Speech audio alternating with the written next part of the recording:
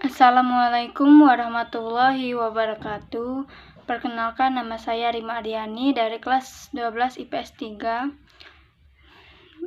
Nomor 1. Ceritakan bagaimana awal kelahiran PKI 1948. Pemberontakan PKI 1948 atau juga disebut peristiwa Madiun ini diawali dengan jatuhnya Kabinet Republik Indonesia yang pada waktu itu dipimpin oleh Amir Syarifuddin karena kabinetnya tidak mendapat dukungan lagi sejak ditandatangani perjanjian Renville. Lalu dibentuklah kabinet baru dengan Muhammad Hatta sebagai Perdana Menteri, namun Amir berkata kelompoknya tidak setuju dengan pergantian kabinet tersebut. Dan juga Mosu kembali ke Indonesia dan Uni Soviet. Kedatangan Mosu membawa pemikiran jalan baru. Mosu ingin agar dibentuknya kerjasama dengan yang dipimpin kaum sosialis dan komunis untuk menentang politik penjajahan. Oleh sebab itu, organisasi sosialis dan komunis melebur dalam PKI termasuk FDR. Nomor 2. Bagaimana bisa mantan Perdana Menteri Amir Syarifuddin ikut melakukan pemberontakan PKI di Madiun? Karena Amir Syarifuddin merasa kecewa dan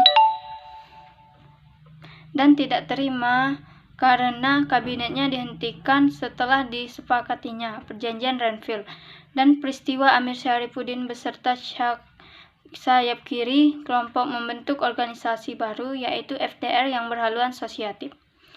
Baiklah, saya akan menjelaskan nomor 3. Setelah tahun 1948 melakukan pemberontakan dan ditangkap Amir Syarifuddin dan Musol. Bagaimana bisa PKI hidup di Indonesia pada tahun 1965? PKI hidup lagi pada tahun 1965 karena sistem politik demokrasi dimanfaatkan PKI untuk penguatan basis keanggotaan dan gaining posisinya dalam pencetusan elit perputikan bangsa. Apakah penyebab DI atau T11 TII terjadi di berbagai tempat?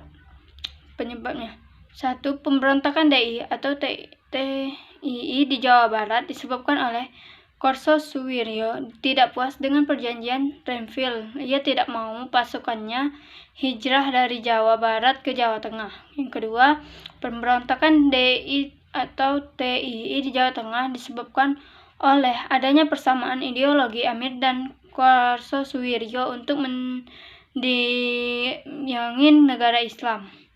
Yang ketiga, pemberontakan DI atau TII di Aceh disebabkan oleh penurunan status Aceh provinsi menjadi kerendahan di bawah Sumatera Utara. Keempat, pemberontakan DI atau TII di Makassar disebabkan karena Kahar Kutokor menuntut agar pasukan yang tergabung dalam Komando Benia Sulawesi Selatan dimasukkan ke dalam ABRIS, tetapi tuntutan tersebut ditolak.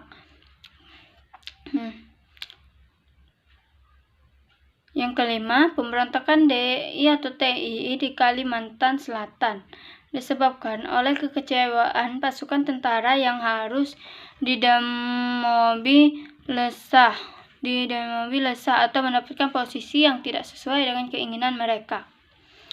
Nomor 5.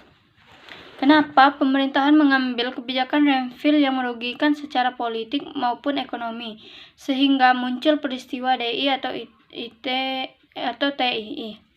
Awalnya, Perdana Menteri Amir Syarifuddin, Presiden beserta Wakil Presiden Syahjir Portal Masyami dan PNI menolak perjanjian Renville. Tetapi terdapat kabar dari Panglima Perang bahwa persediaan amunisi begitu menipis sehingga bila menolak perjanjian tersebut, mana akan ada serangan baru yang telah hebat dari pihak Belanda serta tidak ada jaminan dari Dewan Keamanan PBB. Dengan terpaksa, para pemimpin Republik Indonesia menerima perjanjian tersebut. Apabila menolak, maka warga negara Republik Indonesia menjadi akibat dari perang tersebut. Demikianlah penjelasan dari saya. Lebih dan kurang saya mohon maaf Kepada Allah saya mohon ampun. Wabillahi taufiq walhidayah. Wassalamualaikum warahmatullahi wabarakatuh.